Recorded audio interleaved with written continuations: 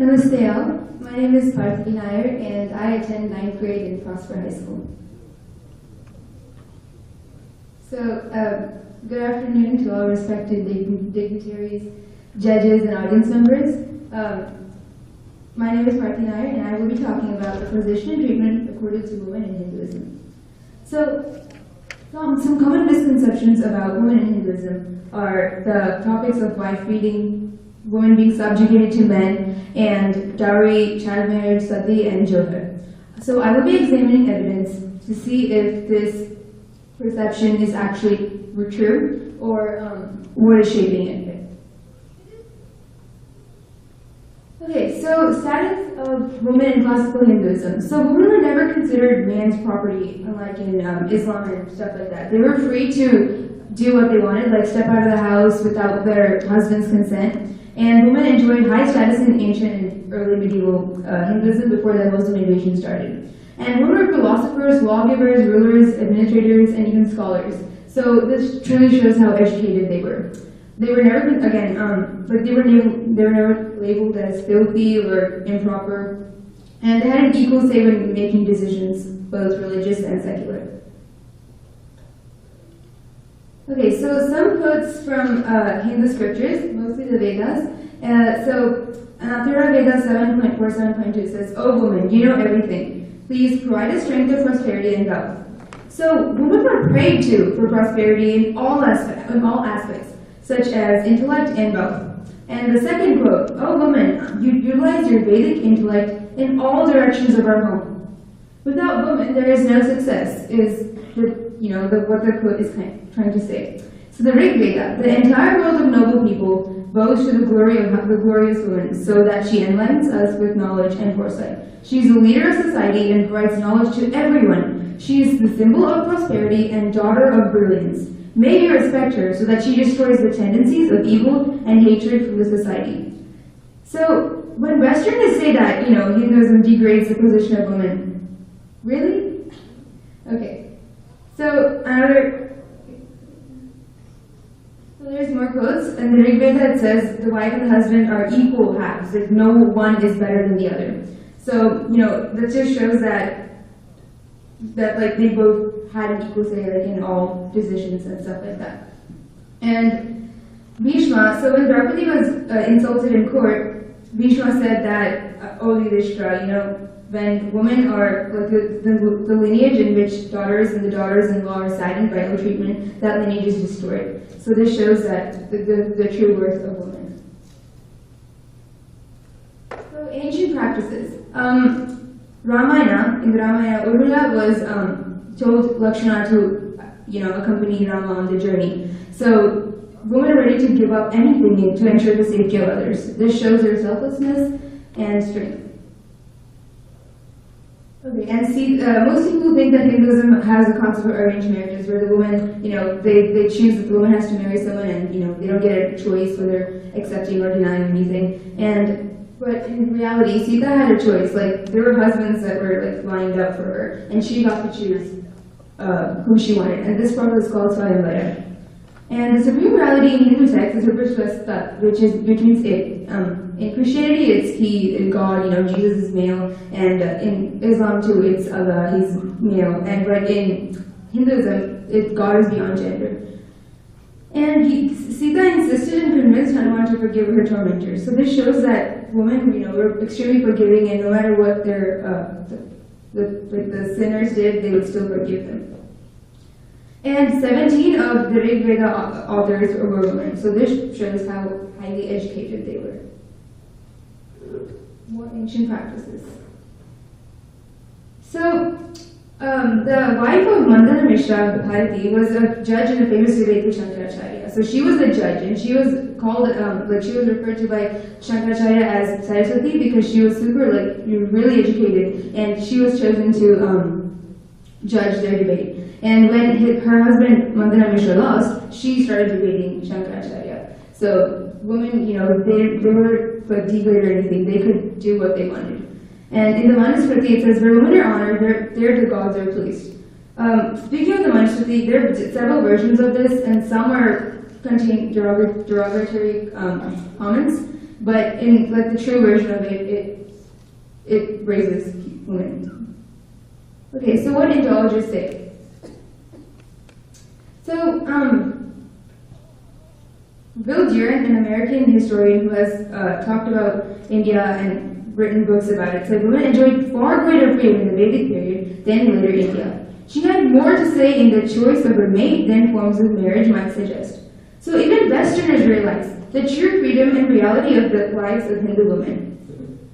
And Francois Gautier said that Hindus have venerated the feminine element under its different manifestations, such as Mahalakshmi, Mahakali, Mahasaraswati, and Maheshwari.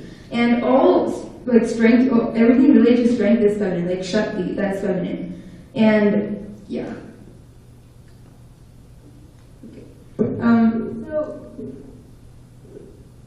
in medieval Hinduism, so the first millennium CE was the same as classical Hinduism. You know, they enjoyed great freedom. And the second millennium CE saw Muslim invasions and conditions deteriorated. So to adjust to these new invasions, Hindus accepted these laws, you know, like, so there's a tax called the jizya tax. When Muslim invaders came in, they imposed that upon Hindus. So the jizya tax was often 90% of the income of a person. So if the family didn't pay the jizya tax, they would be taken in and sold as sex slaves. So to adjust to these new invasions, Hindu communities adopted a new set of conservative social norms to protect their women and children folk. So this resulted in a very rigid system which went against the Vedic teachings. And so many people say that sati, jawhar, and all those things are, you know, like practiced by Hindu women. But in order for women to retain their respect and everything, they would commit sati rather than being taken as sex slaves by the Muslim invaders. So these are a few examples of medieval Hindu women. Belavani Mallama, she was the queen of Belavani who fought against Marathas and British. So she was actually, when she finally got defeated and captured by Shivaji was extremely amazed by her bravery, and he set her free with no conditions upon her. And these are other few examples. Due to time constraint, I can't go through all of them. So Western Indologists had an axe to grind. So they purposely distorted India's and Hindu's history in areas of origin, and so stuff like child marriages. This happened because Islamic behavior, like their culture, said that as soon as a woman was strong enough to bear a child, they would be taken in for marriage. So if the Hindus didn't pay the jizya tax, the same thing would be imposed upon them, and they had no choice. So instead of doing, it wasn't their choice to give their children for marriage at a young age.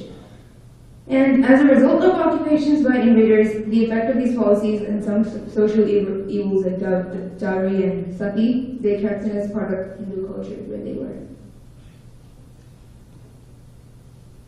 So an Iranian scholar who visited India said that sati system was prevalent, yet a widow was not compelled to immolate herself. She had the option. So this shows that they weren't forced to do that. They chose to, in order to escape the atrocities of Muslim invaders. And so these kind of things like sati and dowry and all, they're prevalent in Western textbooks as part of Hinduism, and it's Hinduism created this and stuff like that, but it's not true.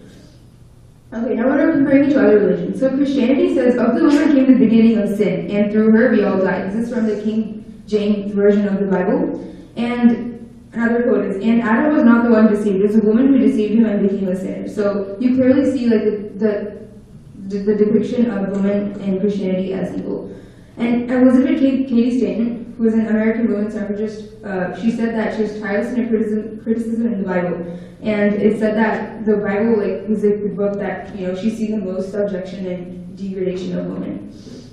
And so another thing in comparing it to Romans. So in ancient Greece, the public intellectuals of the time proposed that men and women are two completely different species. They're two completely different species. So again, this also shows that how high the regard women were held in Hinduism versus Romans and Greeks. And if a woman was raped in Rome, they were maligned her reputation. It was her fault that she was raped, and she would like lose all chances of marriage and those kind of things. And the Persians, they were separate like Romans in Rome, and they used to give their women and children as a payment of their taxes to the Roman Empire.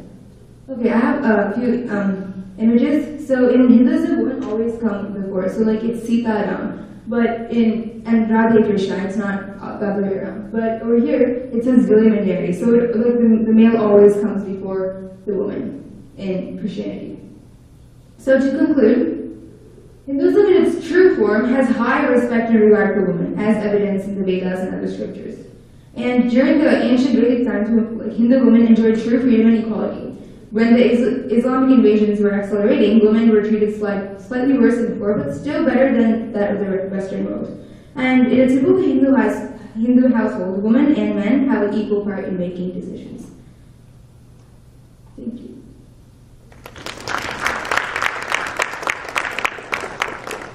Yes. And of course, Shiva is also known as Ardhanarishwara. It's a representation of man and woman. So, in our tradition, woman was given always a high position, very nice. But are you trying to say that Sati was introduced during the medieval period, after the arrival of... No, so Sati was actually introduced when when Shiva was being disgraced in front of everyone by Brahma, she chose to immolate herself. I mean, so there's a lot of difference between choosing herself or, indirectly pushing her inside, because, a lot of British people who recorded Sati, they said, unwillingly women entered into the fire. So, do you try to say that it is okay if some women willing to go along with the husband? Is it good or it's bad? I mean, where you place Sati in the current situation? So it really depends. I mean, if the woman is, devoted to her husband, then yes. But if in my opinion, I don't think that she should, because she still has a life of herself that she can live up to. And even in Hinduism, if their husband died, women are allowed to remarry and get a better person. So she still has a chance of life. She shouldn't get rid of it just because her husband died.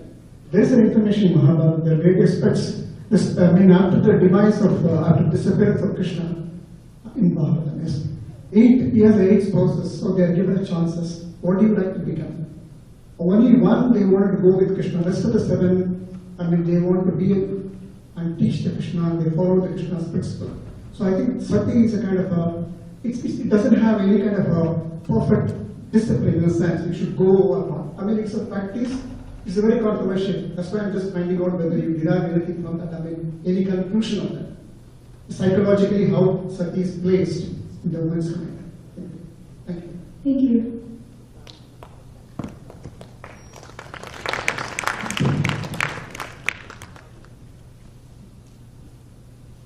Well,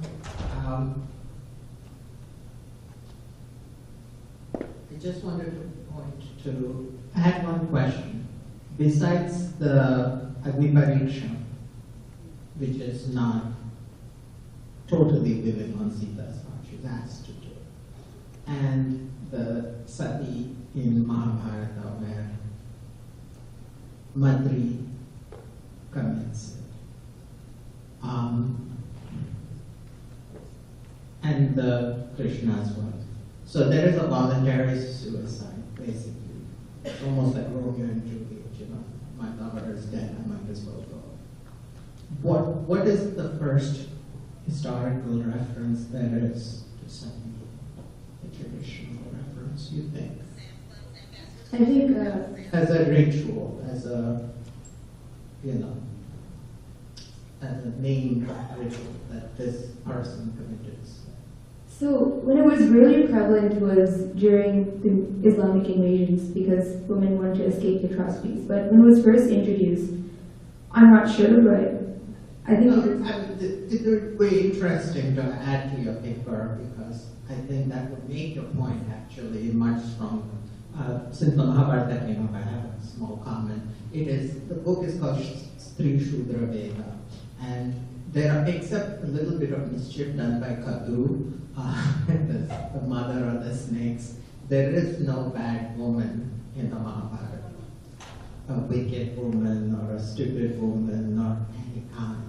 So for Vyasa to carry it on for, let's say 75,000 verses without bringing any kind of disgrace to women is quite remarkable. So the Mahabharata is quite a criticism actually of patriarchy, masculinity, and also war, aggression, because there is a whole Stri Varman where all the women sorrow for them, and it shows the dying out of the Kshatriya Dharma.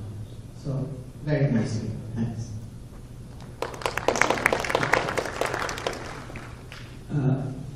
Parthivi, that's a very good discussion. I just like to, just to support you, when very famous shloka we have, in praise of goddess Durga, which says, "Uputro jayet kvachitami kumatana bhavati." So that alone shows the status of a mother as a woman in our society, which has existed for a very, very long time. Now, in modern times, of course, the sati pratha, I don't know, maybe in your research, you may have found out when actually sati pratha started. Because really the latest indications were it was in the medieval ages, right before, Dr. Raja Mohan Rai. He was the first guy in Bengal in the early 1800s who actually, he saw his wife, and his brother's wife, who were forced to participate in the study. And so that's when he actually started. That's when he started his reform movement. And so in modern India, I guess the sati was abolished, after Dr. Rajendra Mohan Rai's work. So you may want to view that. Thank you very much for a very enlightening discussion. I'd like to thank Sanatana Dharma Foundation and Shashi Ji for helping me and guiding me throughout the process.